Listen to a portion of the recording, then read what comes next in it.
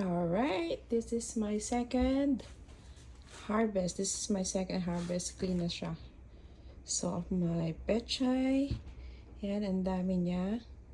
And then, I also harvest a mint. Yan. It's mint. Ilalagay ko siya sa water. Mineral water with chia seeds, lemon, and cucumbers like this. Yeah. Wala pa siyang lemon. So, yan, with mint. So refreshing.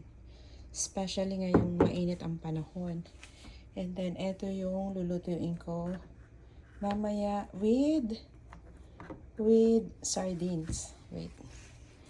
Yeah. Sardines.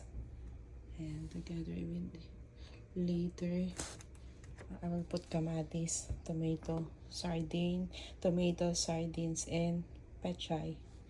And then, another one is magkikisa ako ng karne and then pechay. Diba? So that will be my this will be my dinner, and the next day will be yan, lulutuin ko na pambaon. Alright, happy harvesting.